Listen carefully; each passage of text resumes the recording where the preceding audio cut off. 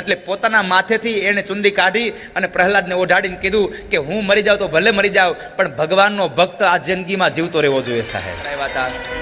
દેવર્ષિ નારદના આશ્રમની અંદર કયાધુને રાખ્યા હતા. કયાધુએ એક બાળકને જન્મ આપ્યો. એ દીકરાનું નામ છે પ્રહલાદજી મહારાજ. અને એ પ્રહલાદજી મહારાજ ભગવાનના અનન્ય ભક્ત હતા. 5 વર્ષનો પ્રહલાદ ભણવા બેસે છે.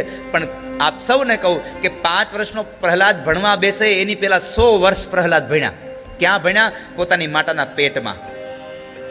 100 વર્ષ માટે પ્રહલાદ કયાધુના ઉદરમાં રહ્યા છે. આ બાજુ 100 વર્ષ હિરણ્યકશ્યપુએ ભગવાનનું તપ કર્યું અને 100 વર્ષ પ્રહલાદ માને ઉદરમાં. અને દેવર્ષિ નારદ કયાધુને જે ઉપદેશ સાંભળાવે એ ઉપદેશ માના પેટમાં સાંભળ્યો. મારે આપણે એટલી જ પ્રાર્થના કરવી છે કે તમારો બાળક વર્ગખંડમાં થોડુંક ઓછું ભણે તો ભલે ભણે, પણ તમારા ગર્ભની અંદર બાળક વધારે ભણે એવું કરજો બાપ. વર્ગમાં ભલે ઓછું ભણે પણ ગર્ભમાં સારું ભણાવજો. જ્યારે બાળક ઉદરમાં હોય ત્યારે માં સારા વિચારો કરે, સારા પુસ્તકોને વાંચે. વર્ગમાં ઓછું અને ગર્ભમાં વધારે ભણે. એ સમયે પછી કહેવાય છે કે પ્રહલાદજી મહારાજને શણમૃગના આશ્રમની અંદર ભણવા માટે બેસાડ્યા. હિરણ્યકશ્યપુ પ્રશ્ન કરે, બેટા શું સારું લાગ્યું? તો કહે છે ભગવાનની ભક્તિ કરી અને આ સંસાર અંધારા કુવા જેવો છે, એમાં પડીને મરવું એના કરતા ભગવાનને ભજી લેવાય, નારાયણને ભજી લેવાય. કાઢી મૂક્યો. બીજી વાર બોલાવ્યો, પ્રહલાદ શું સારું લાગ્યું? તો કહે છે પિતાશ્રી સાચું કહું તો મને તો આ સંસારમાં નવધા ભક્તિ સારી લાગી. શ્રવણમ કીર્તનમ વિષ્ણુ સ્મરણમ પાદ સેવનમ અર્ચનમ વંદનમ દાસ્ય સખ્ય આત્મ નિવેદન. મારા ઠાકોરજીની સેવા કરી નવધા ભક્તિ કરો અને હરિને પ્રગટ કરો, હરિને પ્રસન્ન કરો. વળી પાછો પ્રહલાદને ખીજાયા છે, કાઢી મૂકે છે. એમાં એક વખતના સમયે હિરણ્યકશ્યપુને થયું કે લાવ પ્રહલાદને બોલાવું. અને પ્રહલાદને બોલાવવા માટે એક સૈનિકને મોકલે. પણ તે દિવસે બન્યું એવું કે શંડ અને અમર્ક બરાબર આશ્રમમાં નહોતા. પ્રહલાદને ભણાવવાની જવાબદારી દીધી. અને જ્યારે પ્રહલાદજી મહારાજને ભણાવવાની જવાબદારી આપી તો એ સમયે પ્રહલાદજી એટલું બોલ્યા છે કે મિત્રો, આપણને ગુરુદેવ જે ભણાવે છે ને એ જીવિકાનું જ્ઞાન છે. જીવિકાના જ્ઞાન કરતા જીવનનું જ્ઞાન વધારે સારું. તમે જીવનનું જ્ઞાન ભણો, ભગવાનને પ્રસન્ન કરીએ.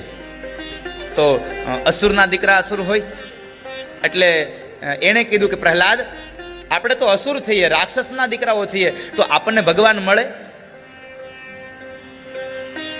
પ્રહલાદજી કહે છે અસુરની શા માટે ન મળે? એના માટે એક કામ કરો, તસ્માત સર્વેષુ ભૂતેષુ દયામ કુરુત સોહૃદમ આસુરમ ભાવ મુન્મુચ્ય યયાતુસ્યત્યધોક્ષજઃ. આના માટે એક જ કામ કરવું પડે. ભલે આપણે અસુરના દીકરા રહ્યા પણ આપણી આસુરી ભાવનાને છોડી દઈએ એટલે ભગવાન આપણને મળી જાય. માણસ આસુરી ભાવનાને છોડે. અહીંયા કહ્યું આસુરમ ભાવ મુન્મુચ્ય યયાતુસ્યત્યધોક્ષજઃ. આસુરી ભાવનાને છોડશો તો પરમાત્મા મળશે. અને એમ કહેવાય છે પ્રહલાદજી મહારાજ ભગવાનનું ભજન કરાવે, ગીત ગવડાવે, ભજ ગોવિંદ ગોવિંદ ગોપાલા. મિત્રો ગાય, પ્રહલાદ ગાય. એક સૈનિક આવ્યો, ઈ અડ્યો, ઈ ચોટી ગયો. કારણ કે વીજળીના વાયરને અડે ચોટી જાય. બીજા સૈનિકને મોકલો, ઈ ચોટી ગયો. એવું ભજન આયલું, એવું ભજન આયલું. હિરણ્યકશ્યપુ કે જેટલાને મોકલું કોઈ પાછા કેમ નથી આવતા? પોતે આવ્યો. જે આવીને જોયો તો પ્રહલાદ, ઓલા મિત્રો, ઓલા સૈનિકો બધાય નાચે. પ્રહલાદ પ્રહલાદના અવાજ કર્યા, સાંભળ્યા નહીં કોઈએ. અને પોતે અંદર ગયો, ટોળામાં ગયો. પ્રહલાદનું બાવડું પકડીને કીધું, એ બંધ કરો. બધા નાચવાનું બંધ થઈ ગયા. આને શોટ નહોતો લાગતો. શું કામ? એને આ ઉડી ગયેલો લેમ્પ હતો એટલે શોટ ન લાગ્યો. પછી તો કહેવાય છે પ્રહલાદને મારી નાખવા માટેના અનેક પ્રયત્નો કર્યા. પર્વત ઉપરથી ફેંકવામાં આવ્યો, પાણીમાં ફેંકી દીધો, હાથીના પગ નીચે કચરાવ્યો. પણ પ્રહલાદનો વાળ વાકો ન થયો. કારણ જેને રામ રાખે ને કોણ ચાખે ભાઈ? કોણ ચાખે? હે? રામ રાખે ને કોઈ નહીં. પ્રહલાદજી મહારાજ બચે છે. અંતે એક બીજી એક કથા પણ એક સુંદર કથા છે કે પ્રહલાદજીને હોલિકાની ગોદમાં બેસાડી અને મારવા માટેના પ્રયત્નો કર્યા છે. હોલિકાને ગોદમાં બેસાડી અને પ્રયત્નો કર્યા. પણ અહીંયા એક મારું ચિંતન આપને નાનું એવું રજૂ કરી દઉં કે હોલિકા બળી ગઈ, પ્રહલાદને કંઈ ન થયું. મહેતા સાહેબ આનું કારણ શું? તો મારું એક ચિંતન આપ સાંભળો. સારા વ્યક્તિનો સંગ કરવાથી, રામચરિત માનસમાં છે પેલી કૈકેયીને મંથરાનો સ્પર્શ નહોતો થયો ને ત્યાં સુધી કૈકેયીની બુદ્ધિ નહોતી બગડી. ખરાબ વ્યક્તિનો સ્પર્શ થવાથી જો બુદ્ધિ બગડતી હોય તો સારા વ્યક્તિનો સ્પર્શ થવાથી આપણી બુદ્ધિ સુધરી પણ જાય, આ નક્કી છે સાહેબ. અને અહીંયા બન્યું પણ એવું છે કે જ્યારે હોલિકાની ગોદમાં પ્રહલાદજી આવ્યા એટલે એક બાજુ એવું પણ કહેવાય છે કે હોલિકા પાસે જે ચુંદડી હતી એ ચુંદડી એવી હતી કે કોઈકનું સારું કરવા જાય તો અગ્નિ ન બાળે, નકરીને બાળી નાખે. પણ મારું મંતવ્ય એવું છે કે મંથરાનો સ્પર્શ કરવાથી કંઈકની બુદ્ધિ બગડી હોય તો અહીંયા પ્રહલાદનો સ્પર્શ કરવાથી, ભગવાનના ભક્તનો સ્પર્શ કરવાથી કદાચ હોલિકાની બુદ્ધિ સુધરી ગઈ હોય. એટલે પોતાના માથેથી એણે ચુંદડી કાઢી અને પ્રહલાદને ઓઢાડીને કીધું કે હું મરી જાઉં તો ભલે મરી જાઉં, પણ ભગવાનનો ભક્ત આ જિંદગીમાં જીવતો રહેવો જોઈએ સાહેબ. એટલે કદાચ પ્રહલાદનો વાળ વાંકો નહીં થયો હોય, બની શકે છે.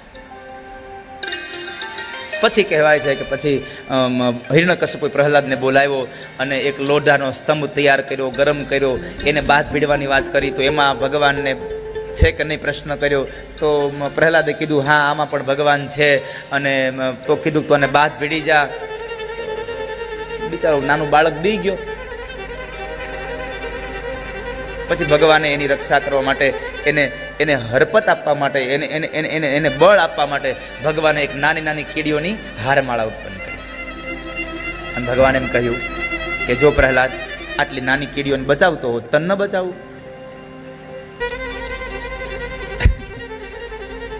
તને બચાવીશ, બાથ ભીડી જા. ભગવાને અંતે પ્રહલાદને એ કથા, બીજી કથા એવી છે કે બીજી કથામાં એક માટીનો એટલે કે પથ્થરનો સ્તંભ અને વૈશાખ મહિનાની અંજવાળી 14 સાંજનો સમય, સંધ્યાનો કાળ, અને પ્રહલાદે સ્તંભની સામે જોઈને ઊભા રહ્યા. હિરણ્યકશ્યપુએ કીધું કે આમાં ભગવાન છે? તો કહે છે હા આમાં પણ ભગવાન છે. અને હિરણ્યકશ્યપુને આવ્યો ગુસ્સો, ક્રોધ આવ્યો, એંગ્રી બર્ડ બની ગયો.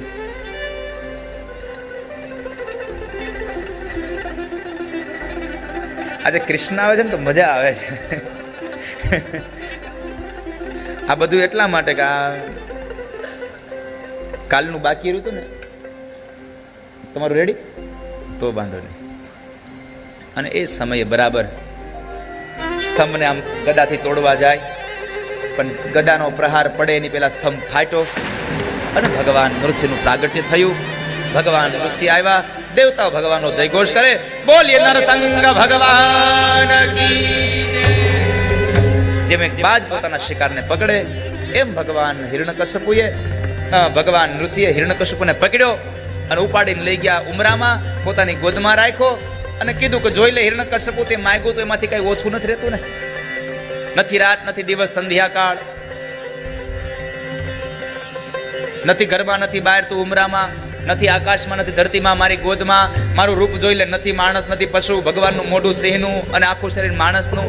ભગવાને નખ બતાવ્યા, ન લીલા કહેવાય, ન સૂકા કહેવાય, ન અસ્ત્ર કહેવાય, ન શસ્ત્ર કહેવાય. અને છેલ્લી વાત, બ્રહ્માના સર્જનથી હું નથી આવ્યો, મેં બ્રહ્માનું સર્જન કર્યું છે. આટલું કહી ભગવાને હિરણ્યકશ્યપના પેટને ચીર્યું, આંતરડા એના ડોકમાં પહેર્યા છે. ભગવાનનો ક્રોધ વધી ગયો. દેવતાઓ ભગવાનને પુષ્પોની વૃષ્ટિથી વધાવે, ભગવાનની સ્તુતિ કરે, પણ ભગવાન શાંત થાય નહીં. ભગવાન બ્રહ્માએ સ્તુતિ કરી પણ ભગવાન શાંત ન થયા.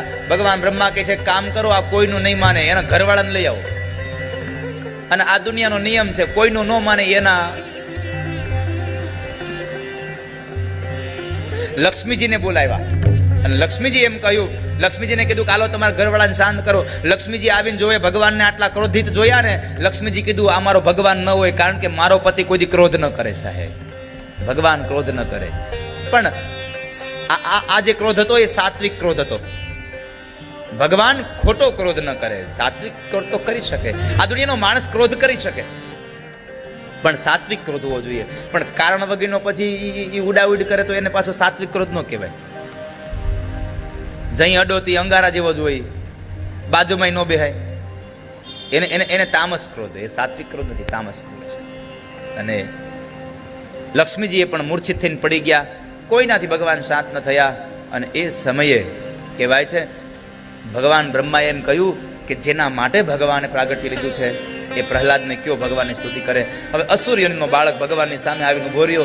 5 વર્ષનો પ્રહલાદ ભગવાનને શું સ્તુતિ કરે, પણ આ તો માના ઉદરમાં જે શીખીને આવ્યો હતો ને એ સમયે બોલ્યો છે, બ્રહ્માદય સુરગણા મુનયોથ સિદ્ધા સત્વે કતાન મતયો વચસાં પ્રવાહે નારાધિતુમ પુરુગણે રધુના પિપીપ્રુ કિમ તોષ્ટુમર્હતિ સમે હરિરુગ્રજાતે કિમ તોષ્ટુમર્હતિ સમે હરિરુગ્રજાતે. પ્રભુ, હું આપને શું પ્રાર્થના કરું? હું તો અસુર યોનિનો બાળક. આપ શાંત થાવ. ભગવાન પ્રસન્ન થયા, ભગવાન શાંત થયા. અને કહેવાય છે પ્રહલાદે સ્તુતિ કરી. એટલું જ નહીં, સ્વયં ભગવાન નારાયણ 2 હાથ જોડી અને પ્રહલાદને કહે કે દંબપુ ક્વચ વય સુકુમાર મેત ક્વેતા પ્રમત કૃતદા ઋણયાતનાસ્તે આલોકિતમ સકલ મે તદભૂતપૂર્વમ ક્ષંતવ્યમંગયદિ મે સમયે વિલંબ. છેલ્લું વાક્ય ભગવાન એટલું બોલ્યા છે, ક્ષંતવ્ય મંગ યદિ મે સમયે વિલંબ. હે પ્રહલાદ, મારે આવવામાં વાર લાગી હોય તો મને માફ કરી દેજે. ક્ષંતવ્ય મંગ વિલયે, મને માફ કરી દેજે. ભગવાન માફ કરે છે. અંતે પછી ભગવાન પ્રહલાદને ચાટે છે. પ્રહલાદને કીધું, પ્રહલાદ માગ શું આપું? પ્રહલાદ ના પાડે, પ્રભુ મારે કાંઈ ન જોઈએ. ભગવાને બીજી વાર કીધું, માગ પ્રહલાદ, શું આપું? તારા પર રાજી થયો, પ્રભુ કાંઈ ન જોઈએ. ત્રીજી વાર ભગવાને માગવાનું કીધું, પ્રહલાદ માગ, શું આપું? અને પ્રહલાદને ખબર પડી કે ભલે હું માગી નથી શકતો, પણ મારા જીવનમાં ક્યાંક આશાના અંકુર પડ્યા છે, તો જ મારો હરિ મને 3 વખત એમ કહે કે માગી લે, માગી લે, માગી લે, નહીં તો કહે નહીં. અને પ્રહલાદે એટલું જ માગ્યું, પ્રભુ આપવા માગતા હોય તો એટલું આપો કે મારી જિંદગીના કોઈ પણ ખૂણે, કોઈ પણ ઘડીએ મારી અંદર આશાનો અંકુર પડ્યો હોય તો એને મૂળમાંથી ઉખેડી નાખી દો. મારી જિંદગીમાં કોઈ આશા ન રહેવી જોઈએ, માત્ર તમારી ભક્તિ હોવી જોઈએ. માત્ર તમારી ભક્તિ હોવી જોઈએ, મને તમારી ભક્તિ થાય. અને એ સમયે પરમાત્મા પાસે પ્રાર્થના કરી. ભગવાન બ્રહ્માને ખખડાવ્યા કે હે બ્રહ્મા, જેવાન તેવા વરદાન દેવમાં, જેવાન તેવા રૂપ મારે લેવા પડે છે. અને એનું મોટામાં મોટી એક દુવિધા એ થાય છે, મારી ઘરવાળી મને ઓળખતી નથી.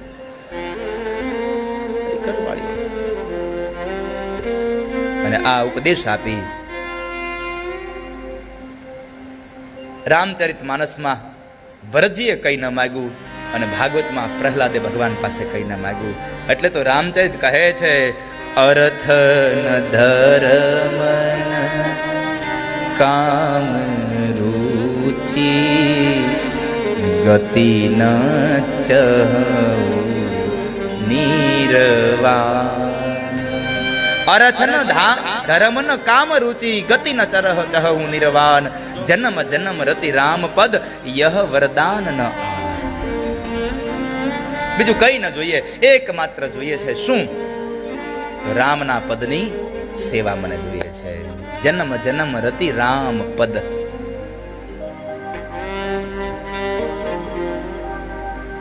એ તો ભાગ્યમાં હોય તો પરમાત્મા આવે. જન્મ જન્મ મુનિ જતન કરાય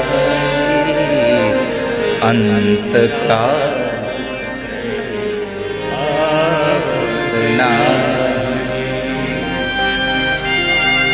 વાલી એમ કહે છે, જન્મ જન્મ મુનિ જતન કરાય. તમે જન્મો જન્મ ભગવાનના જતન કરો ને તો પણ અંતકાળે પરમાત્મા ક્યારેક ન પણ આવે. આ તો સ્વયં રામની કૃપા થાય, પરમાત્માની કૃપા થાય તો ભગવાન હરિ આવે. અને અહીંયા પ્રહલાદે કઈ ન માગ્યું, રામચરિત માનસમાં ભરતે કઈ નથી માગ્યું. 2 ગ્રંથોનો અને રામચરિત માનસ અને ભાગવતનો સમન્વય ન કરો ત્યાં સુધી કથાનો રંગ ન આવે સાહેબ, રંગ ન આવે.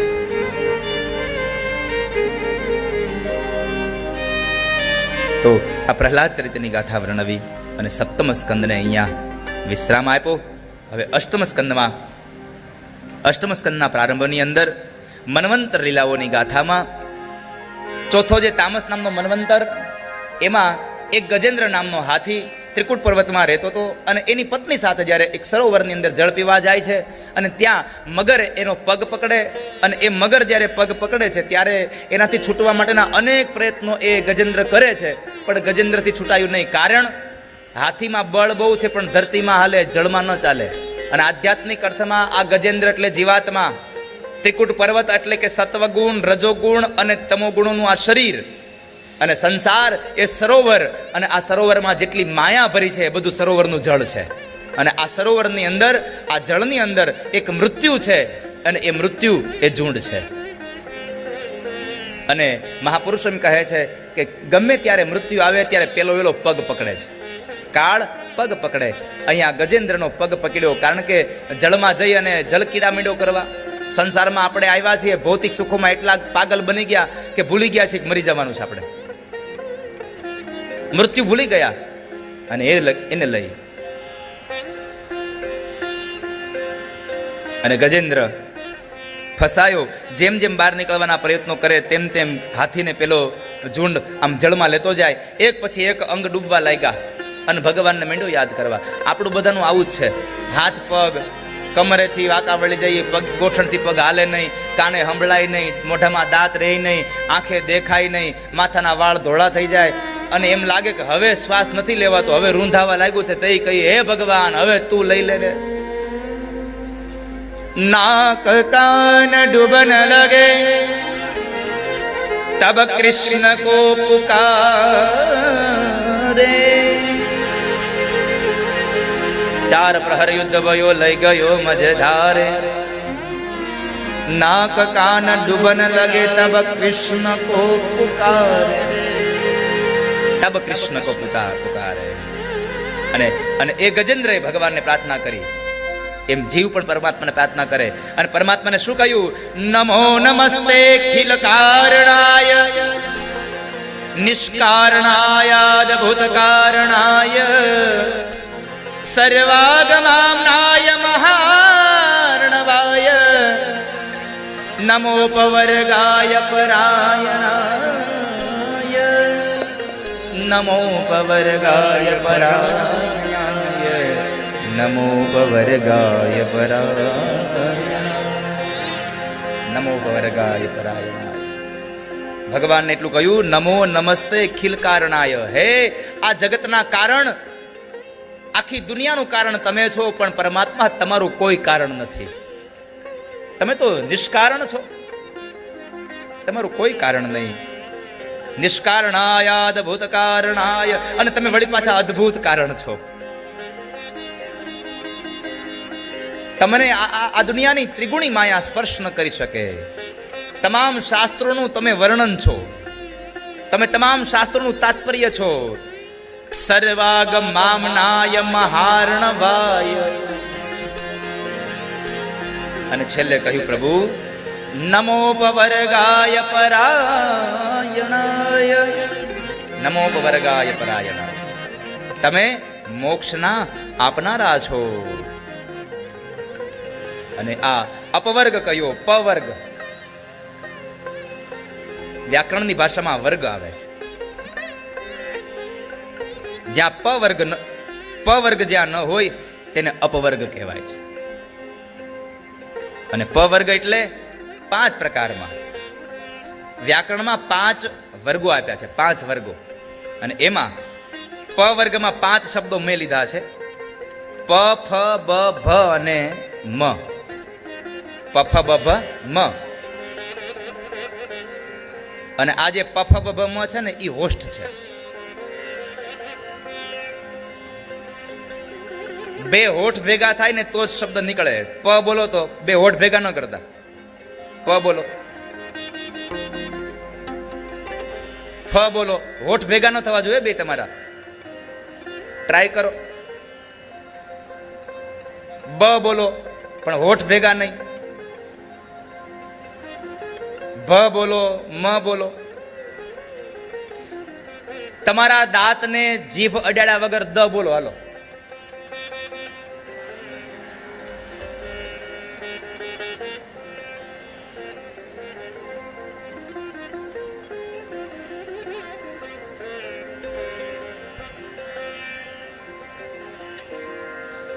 પફ બભમ. તો પ એટલે જે જગ્યાએ પાપ અન્ય પુણ્ય જે સ્થળમાં નથી એવું સ્થળ એટલે અપવર્ગ. અને અપવર્ગ એટલે એક માધ્યમ બતાવું, પરમાત્માનું ધામ યદ્ગત્વા ન નિવર્તન્તે તદ્ધામ પરમમ મમ. ભગવાનનું ધામ જ્યાં પાપ અને પુણ્ય કશું નથી. બીજી વાત, ફ જ્યાં કર્મના ફળની કોઈ અપેક્ષાઓ નથી એવું ધામ એટલે અપવર્ગ. ત્યાર પછીનો શબ્દ છે બ, જ્યાં કોઈ પણ પ્રકારનું બંધન નથી એવું ધામ એટલે પરમાત્માનું ધામ યદ્ગત્વા ન નિવર્તન્તે તદ્ધામ પરમમ મમ. ત્યાર પછી ભ, જ્યાં ભય નથી, નથી મૃત્યુનો ભય, નથી કોઈ દુશ્મનોનો ભય, આવું સ્થાન એટલે અપવર્ગ. અને છેલ્લું મ, જ્યાં મૃત્યુ નથી એવું સ્થળ એટલે અપવર્ગ. આ 5 પ્રકારના અપવર્ગમાંથી આપણે જવાની વાત. એટલે કહ્યું નમોપવર્ગાય પરાયણાય, નમોપવર્ગાય પરાયણાય. અને એક ગજેન્દ્ર ભગવાનને સ્તુતિ કરે, પરમાત્મા આવ્યા છે. દ્વારિકા મેં શબ્દ ગયો શોર ભયો ભારે, શંખ ચક્ર ગદા પદ્મ ગરુડ લઈ સિધારે. ભગવાન ગરુડ પર બિરાજમાન થઈને આવ્યા, શંખ ચક્ર ગદા પદ્મ લાવ્યા છે.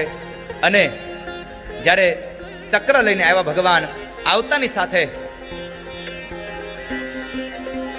ભગવાને પોતાના હાથમાં રહેલું જે ચક્ર છે એ ચક્ર દ્વારા ગજેન્દ્રના પગને પકડેલા એ ઝુંડના મસ્તકને કાપ્યો. અહીંયા મારે બીજી એક વાત આપણને કહેવી છે. તમે જુઓ, શિશુપાલનો વધ ભગવાને સુદર્શન ચક્રથી કર્યો. અહીંયા ગજેન્દ્રના કથામાં પણ પરમાત્માએ ઝુંડનું મસ્તક સુદર્શન ચક્રથી કાપ્યું. શું કામે? સુદર્શન ચક્ર એ બીજું કોઈ નહીં, સ્વયં ભગવાન શિવનું સ્વરૂપ છે. ભગવાનના હાથમાં જે સુદર્શન છે એ સ્વયં પરમાત્મા શિવનું સ્વરૂપ છે. અને શિવ એ સંહારનો દેવતા છે.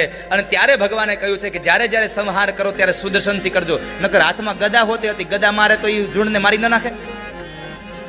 પણ એને સુદર્શન ચક્રથી માર્યા, કારણ સંહારના દેવતા ભગવાન શિવ છે અને સુદર્શન એ શિવનું પ્રતીક છે. જળમાં તરંગો બન્યા અને એ તરંગો બનતા બનતા બનતા પરમાત્માના હાથની અંદર ભગવાન શિવ ગયા અને એ સુદર્શન સ્વરૂપ બન્યા પરમાત્મા. શિવ એ સંહારનો દેવ છે. ત્યારે ભગવાને ઝુંડનું મસ્તક કાપ્યું. હું નામનો ગંધર્વ પ્રગટ થયો. દેવલ ઋષિના શાપથી એ ઝુંડ બન્યો તો ગજેન્દ્રને સ્પર્શ કરાવ્યો તો ગજેન્દ્રનો પણ ઉદ્ધાર થયો. ઇન્દ્રદ્યુમ નામનો રાજા બન્યો. એમણે પણ દેવલ ઋષિ અગત્ય મુનિના શાપને લઈ અને તેઓ હાથી બન્યા હતા.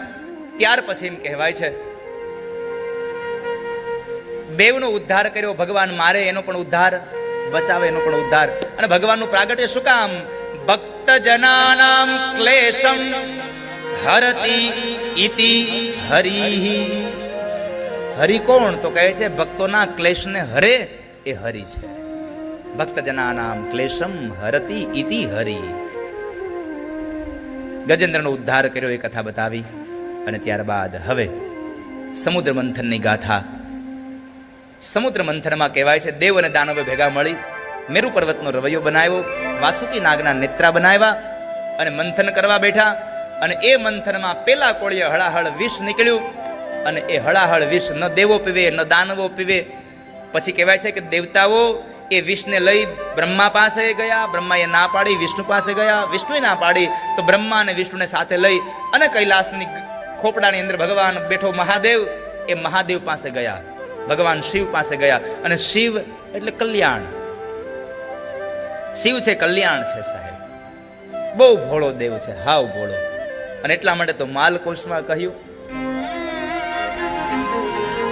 એટલા માટે કહ્યું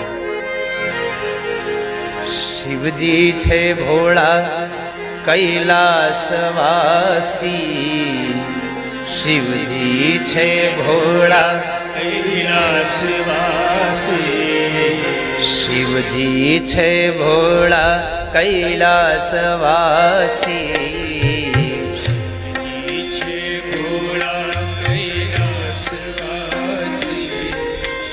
ભોળા ભાવે ભક્તિ કરો થાય રાજી કૈલાસવાસી ભોળા ભાવે ભક્તિ કરો થાય રાજી કૈલાસવાસી બેઠા સંસારના સુખ ત્યાગી બેઠા સંસારના સુખ ત્યાગી ભોળા ભાવે ભક્તિ કરો થાય રાજી કૈલાસવાસી ભોળા ભાવે ભક્તિ કરો થાય રાજી કૈલાસવાસી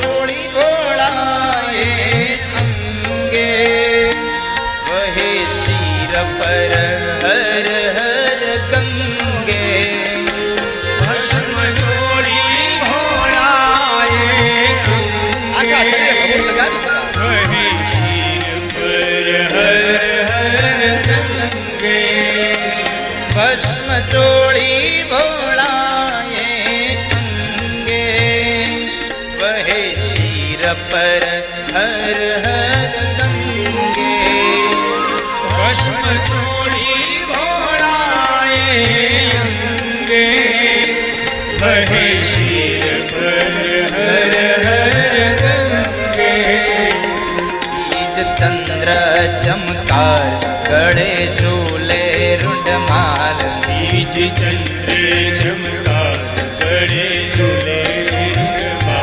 બીજ ચંદ્ર ચમકાર ગળે ઝૂલે રૂંઢમાલ બીજ ચંદ્ર ચમકાર ગળે ઝૂલે એ તો ભૂત પિશાચ ના રહેવાસી કૈલાસવાસી શિવજી છે ભોળા કૈલાસવાસી હે મહાદેવ ભોળા ભાવે ભક્તિ કરો થાય રાજી કૈલાસવાસી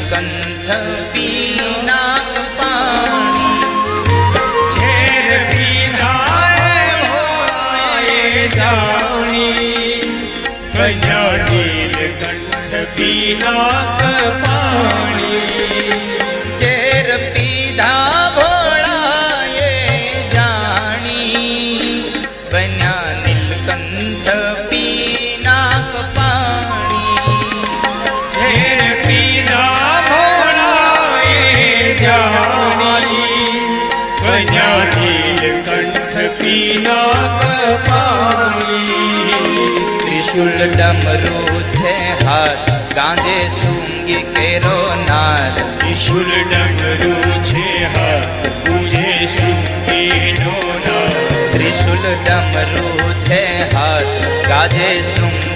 તેરો નાદ ત્રિશુલ ડમરું છે ગાજે શુદ્ધિનો નાદ. જેની કૃપાથી દુઃખ સૌ જાય ભાગી કૈલાસવાસી શિવજી છે ભોળા કૈલાસવાસી હે ભોળા ભાવે ભક્તિ કરો થાય રાજી. કૈલાસવાસી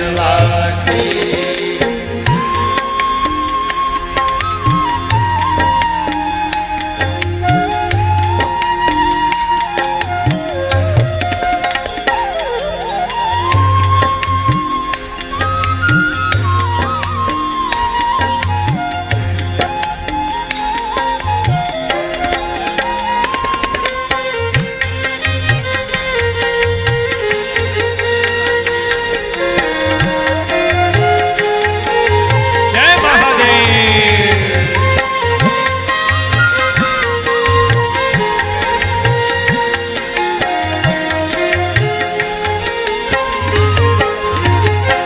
ત્યાગ ધર્મની શોભા છે ન્યારી ભોળા કરે નંદીની સવારી વાઘ ચર્મની શોભા છે સારી ભોળા કરે નંદીની સવારી.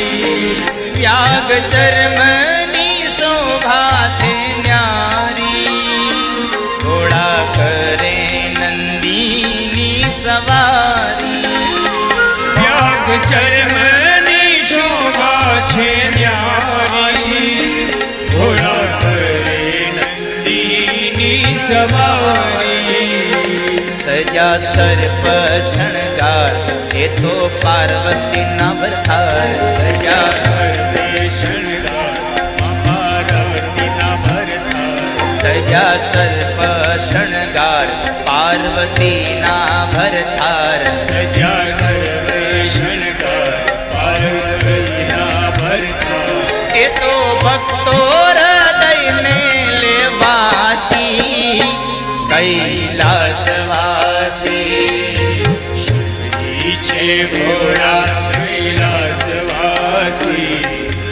શિવજી છે ભોળા કૈલાસવાસી. ભોળા ભાવે ભક્તિ કરો થાય રાજી. કૈલાસવાસી ભોળા ભાવે ભક્તિ કરો થાય રાજી ભોળા ભાવે ભક્તિ કરો થાય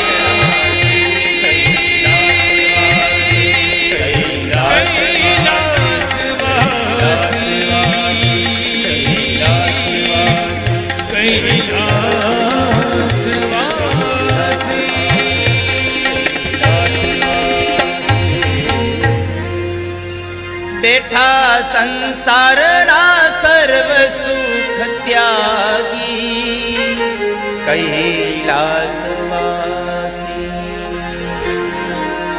શિવજી છે ભોળા કૈલાસવાસી ભોળા ભાવે ભક્તિ કરો થાય રાજી કૈલાસવાસી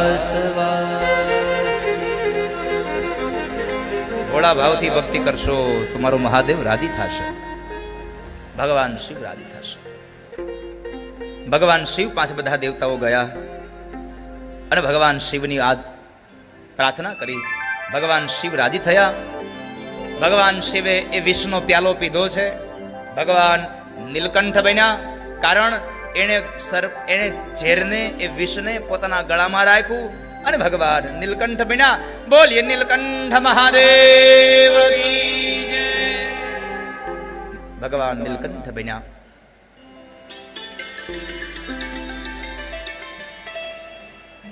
ત્યારબાદ ફરી પાછું દેવતાઓ મંથન કરે હા માં ભલે આવ્યા આ બેસો કથા સાંભળો ભગવાન નીલકંઠ મહાદેવ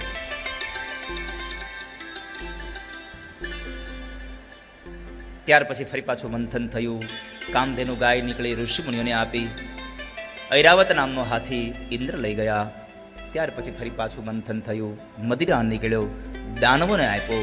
વળી મંથન થયું, લક્ષ્મી નીકળ્યા, સ્વયંવર થયો, ભગવાન વિષ્ણુ લઈ ગયા. વળી પાછું મંથન થયું અને રત્નો નીકળ્યા, દેવતાઓ લઈ ગયા. વળી પાછું મંથન થયું અને સ્વયં ભગવાન ધન્વંતરી અમૃતનો કુંભ લઈને નીકળ્યા. બોલીએ ધન્વંતરી ભગવાન કી જય. ભગવાન ધન્વંતરીનું પ્રાગટ્ય થયું અમૃત કુંભ લઈ. દેવોના હાથમાં રહેલો અમૃતનો કુંભ દાનવો જૂટવીને લઈ ગયા. દેવતાઓ ભગવાન વિષ્ણુને પ્રાર્થના કરી. ભગવાન વિષ્ણુએ મોહિની સ્વરૂપ ધારણ કર્યું અને દાનવોને છેતરી અમૃતનો કુંભ લાવી દેવતાઓને આપ્યો. દેવતાઓ અમૃત પી અમર બન્યા, પણ અભય ન બન્યા. કહેવાય છે કે અમૃત માટે દેવ અને દાનવ જગડ્યા અને ત્યારે દાનવો હરાયા. પહેલી વખત દાનવો મરાયા, પણ દાનવોના ગુરુ શુક્રાચાર્ય મહારાજે સંજીવની વિદ્યાથી ફરી પાછા મંત્રોનો ઉપયોગ કરી અને એ દાનવોને જાગૃત કર્યા, જીવંત કર્યા. એમાં બલિરાજા પણ હતો. જીવંત થયા પછી ફરી પાછા ગુરુદેવના આશીર્વાદ લઈ અને યુદ્ધ કરવા માટે જાય છે. ત્યારે બીજી વખતના યુદ્ધની અંદર હવે દેવતાઓ હાર્યા. સ્વર્ગનું રાજ્ય એમણે લઈ લીધું. દેવતાઓ દર દર ભટકવા લાગ્યા છે. આ બાજુ બલિરાજાએ શુક્રાચાર્યને પ્રશ્ન કર્યો, બાપજી, આ સ્વર્ગનું રાજ્ય મારી પાસે ટકી રહે એના માટે શું કરું? તો કહે છે એના માટે એક જ ઉપાય છે અને એ છે 100 અશ્વમેધ યજ્ઞ. અશ્વમેધ યજ્ઞ કરો. 100 અશ્વમેધ યજ્ઞની તૈયારી કરે છે. ભૃગુ કચ્છમાં એટલે કે અત્યારના વર્તમાન સમયનું જે ભરૂચ છે એ નર્મદાના કિનારે 100 અશ્વમેધ યજ્ઞનો આરંભ થાય છે. 99 અશ્વમેધ યજ્ઞ સંપન્ન થયા. આ બાજુ દેવોની માતા અદિતિ અને કશ્યપ ભગવાનની આરાધના કરે. અદિતિએ ફાગણ મહિનામાં 12 દિવસનું પયોવ્રત કર્યું અને એ પયોવ્રતના સ્વરૂપે સ્વયં પરમાત્મા ભગવાન યજ્ઞ નારાયણ પ્રગટ થયા. બોલીએ યજ્ઞ નારાયણ ભગવાન કી. અદિતિએ કહ્યું, પ્રભુ, મારા દીકરાઓના દુઃખને દૂર કરો. ભગવાન કહે છે, માં, ભલે હું બલિને મારી નહીં શકું, પણ હું બલિ પાસે માગીશ અને બલિ પાસે યાચક બનીને જઈશ અને હું તમારા દીકરાઓના દુઃખને દૂર કરીશ. એ જ સમયે પરમાત્મા સ્વયં ચતુર્ભુજ રૂપને અંતર ધ્યાન થયા અને 7 વર્ષના બાળકના રૂપની અંદર ભગવાન પ્રગટ થયા. બોલીએ વામન ભગવાન કી જય. ભગવાન વામન બની અને દેવતાઓએ કહેવાય છે મુંજની મેખલા આપી, કમંડળ આપ્યા, દંડ આપ્યા, કુંડળ આપ્યા, શ્વેત છત્ર આપ્યું, મૃગ ચર્મ આપ્યું. બ્રાહ્મણોએ યજ્ઞ કોઈ સંસ્કાર કર્યા અને ભિક્ષાવૃત્તિ માટે ગયા અને ગુરુદેવના કહેવા અનુસાર વધારે ભિક્ષા લેવા માટે ભૃગુ કચ્છમાં જાય છે. અને એ સમયે કહેવાયું, વિષ્ણુ વામન થઈ ચાલ્યા રે. વિષ્ણુ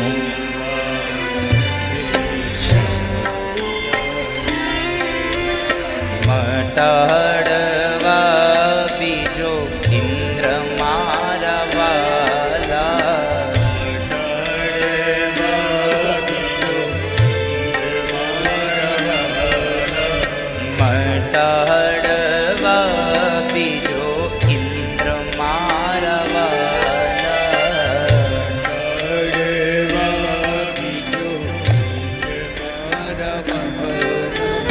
વિષ્ણુ વામન થઈ ચાલ્યા રે. વિષ્ણુ વામન થઈ ચાલ્યા રે. એ મારો વાલો વામન બની આવ્યા રે. મારો વાલો વામન બની ચાલ્યા રે. શ્વેત છત્ર શિર પર ધર્યું રે. શ્વેત છત્ર શિર પર ધર્યું રે. એ પીળું છત્ર શિર પર ધર્યું રે. પીળું છત્ર શિર પર ધર્યું રે. કર્મા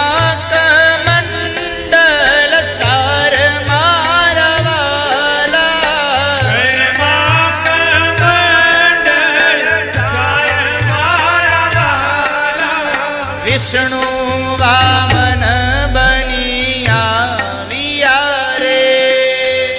વિષ્ણુ વામન બની આવ્યા રે.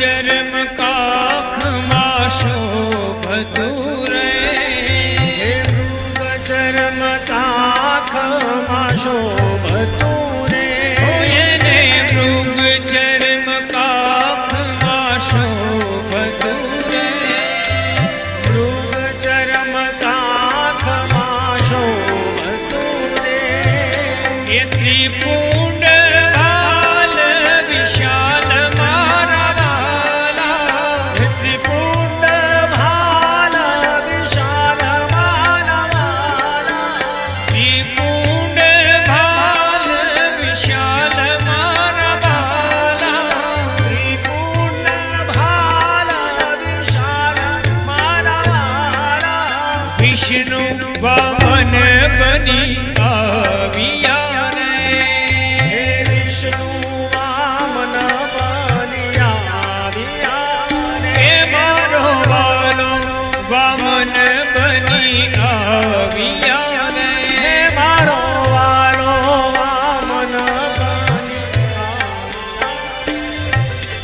દ્વારિકાનો નાથ મારો રાજા રણ છોડ છે એણે મને માયા લગાડી રે દ્વારિકાનો નાથ મારો રાજા રણ છોડ છે એણે મને માયા લગાડી રે ગાયોનો ગોવાળ મારો રાજા રણ છોડ છે એણે મને માયા લગાડી રે ગાયોનો ગોવાળ મારો રાજા રણ છોડ છે એણે મને માયા લગાડી રે વેદ ગર્ભવાલ જગાવતા રે એ વેદ આ બેસજો, જગ્યા બેસજો.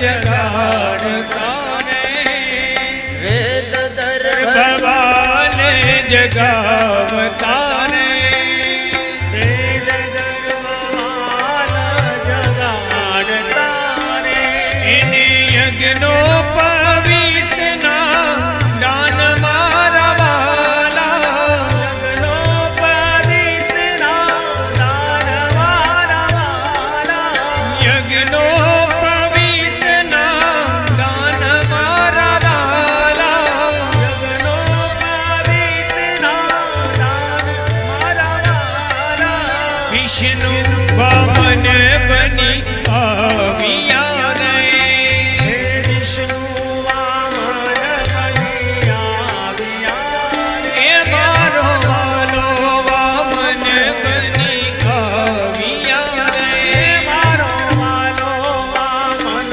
બન્યા આવ્યા રે એ સરસ્વતી હારયાનો પતારે હે સરસ્વતી હારયાનો પતારે એ માતા પીરસે છે પકવાન મારા વાલા માતા પીરસે છે પકવાન મારા વાલા એ માતા પીરસે છે પકવાન મારા વાલા માતા પીરસે છે પકવાન મારા વાલા વિષ્ણુ વામન બની આવ્યા રે હે વિષ્ણુ વામન બન્યા આવ્યા એ મારો વાલો વામન બની ચાલ્યા રે વાલો વામન બની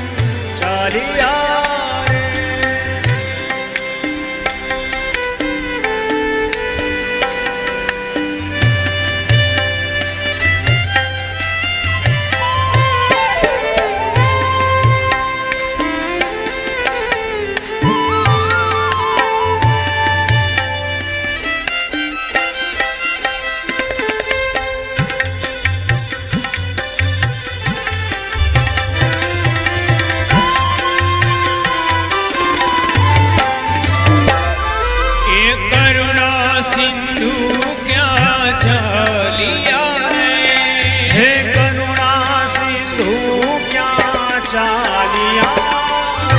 એ કરુણા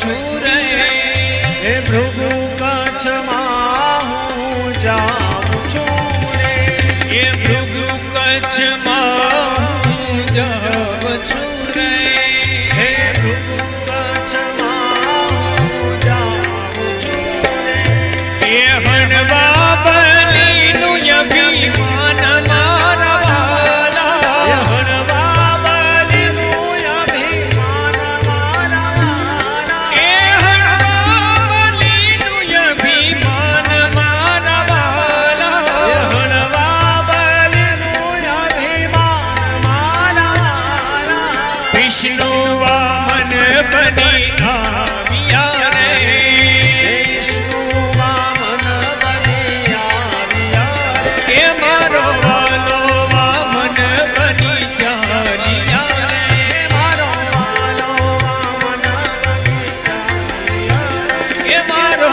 વાલો વામન બની ચાલ્યા રે મારો વાલો વામન બની ચાલ્યા રે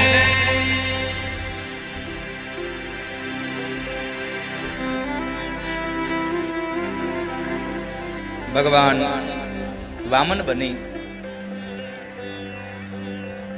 બલિરાજા યજ્ઞ કરે છે, ત્યાં આગળ આવે છે. બલિરાજાએ ભગવાન વામનજીનું સ્વાગત કર્યું છે અને વિંધ્યાવલીએ જળ રેડ્યું. બલિરાજાએ ભગવાનના ચરણારવિંદને પખાડ્યા. પછી કહ્યું, બાપજી, હું આપને શું દાન આપું, માગો. તમારે જોઈએ તો હીરા આપું, જોઈએ તો સોનામોર આપું, જોઈએ તો તમને કન્યા આપું, ગાયો આપું. ભગવાન ના પાડે છે. અરે નહીં બાપજી, કંઈક માગો, તમે કયો એ આપું. ભગવાન કહે છે, તું કે દઉં એટલે મારે માગી થોડું લેવાય. કોઈ આપણને આપવા માટે તૈયાર થાય તો લઈ જ લેવું એવું જરૂરી નથી હોતું. ભગવાને બહુ ના પાડી. બલિરાજાએ બહુ આગ્રહ કર્યો. ત્યારે ભગવાને એટલું કહ્યું કે તારે મને આપવું હોય તો મારા પગલાથી માંડી માપી અને 3 ડગલા જમીન મને દે. અરે મહારાજ, માગ્યું ને 3 ડગલા જમીન માગી. તમને માંગતા નથી આવડતું. ભગવાન કહે છે 3 ડગલા જમીન આપી તો જો, પછી તારી પાસે વધે છે હું ઈ મને કહેજે. 3 ડગલા આપી દો. શુક્રાચાર્ય મહારાજા સંવાદને સાંભળે. આ બાજુ બલિરાજાએ કીધું કે બાપજી, જેવી આપની ઈચ્છા તો 3 ડગલા જમીન લઈ લો, બીજું શું, મેં તમને 3 ડગલા જમીન આપી. શુક્રાચાર્ય મહારાજે પોતાની તપોબળને લઈને જોવે, ઓહો, આ તો સ્વયં પેલો વૈકુંઠ વાળો વિષ્ણુ આવ્યો છે છેતરવા. બલિરાજાને બોલાવે છે. બલિને ના પાડે છે કે બલિ, તું આને કંઈ આપતો નહીં તું. અરે બાપજી, તમે જ કહ્યું છે કે તારા આંગણે આવેલા ભિક્ષુકને પાછો ન જવા દેવો, અને તમે આને આપવાને ના પાડો છો. અરે આ ભિક્ષુક નથી, આ પેલો વૈકુંઠ વાળો વિષ્ણુ તને છેતરવા આવ્યો છે, તારું બધું લઈ જશે. અને ત્યારે બલિરાજા એટલું બોલ્યા કે બાપજી, આજ સુધી મારા આંગણે કોઈ સામાન્ય વ્યક્તિ કદાચ માગવા આવ્યો છે, પણ આ 3 ભુવનનો અધિપતિ મારી પાસે ભિક્ષુક બનીને આવે તો આના જેવો ભિખારી મને બીજે મળે ક્યાં? આના જેવો ભિક્ષુક, આના જેવો યાચક મને જિંદગીમાં ક્યાં મળે? આપ મને કહો, મને આને આપવા દો. ભગવાન પાસે જઈને કહે છે, બાપજી, આપની 3 ડગલા જમીન લઈ લ્યો. ભગવાન કહે છે, સંકલ્પ કરવો પડે. સંકલ્પ કરવાની વાત આવી. ગુરુદેવને સંકલ્પ કરવાનું કહ્યું. ગુરુદેવે ના પાડી કે હું તારા સંકલ્પ નહીં કરાવું, જા. ગુરુદેવનાથી ક્રોધે ભરાયા. ભગવાન સ્વયં નારાયણ એને સંકલ્પ કરાવવા જતા હતા તો પાણીની જે જારી હતી એમાં દેડકો બનીને બેસી ગયા શુક્રાચાર્ય મહારાજ. જળ આવે નહીં તો ભગવાને એક સળી લઈ અને અંદર ભરાવી. દેડકાની એક આંખ ફોડી. શુક્રાચાર્ય મહારાજની એક આંખ ફૂટી ગઈ. શુક્રાચાર્ય મહારાજ તરત જ બહાર આવ્યા છે. બલિરાજાના હાથમાં ભગવાને જળ આપ્યું. સંકલ્પ કરાયો કે તે મને 3 ડગલા જમીન આપી અને મેં તમને 3 ડગલા જમીન આપી, તે મને આપી. એ 3 ડગલા જમીન મેં ગ્રહણ કરી. ભગવાન હજી આમ બલિરાજાએ સંકલ્પ આમ છોડ્યો ન છોડ્યો એ જ સમય ભગવાન એક વિરાટ રૂપ ધારણ કર્યું. બોલીએ વિરાટ નારાયણ ભગવાન કી જય. ભગવાન વિરાટ બન્યા છે. એક ડગલાની અંદર સ્વર્ગલોક માપ્યું, એક ડગલાની અંદર આ પૃથ્વીલોકને માપ્યું અને બીજા 3જા ડગલાને હજી બાકી રહ્યું. કારણ કે 2 ડગલામાં બધું માપી લીધું. 3 ડગલાનો સંકલ્પ ભગવાને 3 ડગલામાં શું કામે? મારા ગુરુદેવનું એક નાનું ચિંતન. એણે કહ્યું કે ભગવાને 3 ડગલા એટલા માટે, રોટી, કપડા અને મકાન. રોટી બનાવવા માટે અનાજ જોઈએ, અનાજ પણ ધરતીમાંથી મળે. કપડાં બનાવવા માટે પેલું રૂ જોઈએ, કપાસ, એ કપાસ પણ આ ધરતીમાંથી મળે. અને મકાન બનાવવા માટે જે માટી જોઈએ, ઈંટો જોઈએ, એ બધું જ આ જમીનમાંથી મળે. એટલા માટે ભગવાને 3 ડગલા માંગ્યા. માણસને આ 3 વસ્તુની જરૂર હોય છે. આનાથી વિશેષ કાંઈ ન હોય ને તોય માણસ જીવન જીવી શકે. રોટી, કપડાં ઓર મકાન. આ 3 વસ્તુની જરૂર છે. આનાથી જીવન જીવી શકાય. ગળામાં ઘરેણા ન પહેર્યા હોય તો જીવન જીવાય.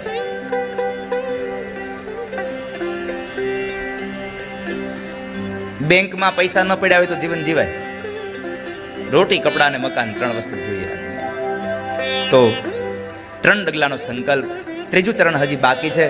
ભગવાન કહે છે કે બલી મારું 3જું ચરણ મને આપ, ક્યાં પધરાવું? બલી કહે છે બાપજી તમે તો મારું બધું લઈ લીધું, શું કહું આપને? તો કહે છે ના, સંકલ્પ કર્યા પછી જો તું અધૂરો રાખીશ સંકલ્પ તો તું નર્કનો અધિકારી બનીશ. મને બતાવ 3જું ચરણ ક્યાં રાખું? અને ત્યારે બલિરાજા એટલું કીધું પ્રભુ તમે મારું બધું જ ભલે લઈ લીધું પણ હજી હું મારો પોતાનો અડગ ઊભો છું, હું કોઈનો થયો નથી. એટલા માટે એક કામ કરો, તમારું 3જું ચરણ મારા મસ્તક ઉપર પધરાવો અને મને 3 ડગલા જમીનના સંકલ્પમાંથી મને મુક્ત કરો પ્રભુ. ભગવાને 3જું ચરણ એના મસ્તકમાં પધરાવ્યું, પાતાળમાં ઉતાર્યો. પાતાળનું રાજ્ય બલિને આપ્યું અને ભગવાન પ્રસન્ન થઈને એટલું બોલ્યા માગ બલિ શું આપું, તારા ઉપર બહુ રાજી થયો છું. બલિરાજા એટલું કીધું કે આપવા માંગતા હોય તો એટલું આપો. જે પાતાળનું રાજ્ય તમે મને આપ્યું એ પાતાળના રાજ્યના તમે મારા દ્વારપાળ બનો અને તમે મારી સેવા કરો ને મારી રક્ષા કરો. ભગવાન પાતાળમાં રહ્યા છે. આપણે જે ચાતુર્માસ કહીએ છીએ ને એ ચાતુર્માસના સમયમાં ભગવાન પાતાળમાં છે. અને એટલા માટે અહીંયા બ્રાહ્મણો અને મોટા મોટા ઋષિમુનિઓ ધર્મનો પ્રચાર કરે છે. એ ચાતુર્માસમાં ભગવાન પાતાળમાં રહ્યા હતા. પછી તો લક્ષ્મીજી ગયા અને એને રાખડી બાંધી અને એના બદલામાં એને ભગવાનને છોડાવ્યા. અને જ્યારે ભગવાન સાથે જાય છે ત્યારે ભગવાન અંતે ફરી પાછા પૂછે માગ બલિ શું આપું? ત્યારે બલિ એટલું કીધું યહ પ્રેમ સદા ભરપૂર રહે ભગવાન તુમારે ચરણો મેં. ભગવાન મને જે પ્રેમ થયો છે એ પ્રેમ તમારા ચરણોમાં કાયમ માટે રહે એવી કૃપા કરજો. આટલું કહી ભગવાન ગયા. ભગવાન કહેતા ગયા કે બલિ આ મન્વંતરના ઇન્દ્રને એનો સમય ભોગવી લેવા દે, આવતા મન્વંતરની અંદર હું તને ઇન્દ્ર બનાવીશ. અને એટલા માટે બલિ હજી જીવે છે. આપણા 7 ચિરંજીવીઓ અશ્વત્થામા, બલિર્વ્યાસો, હનુમાનશ્ચ વિભીષણ, કૃપઃ પરશુરામશ્ચ સપ્તે તે ચિરંજીવન. આ 7 જણાઓ આપણે ત્યાં હજી જીવે છે. એમાં બલિરાજા પણ હજી એમાં મોજૂદ છે, કારણ કે આવતા મન્વંતરમાં એ ઇન્દ્ર બનવાના છે. આમ કરી અષ્ટમ સ્કંદ અહીંયા વિરામ થયો.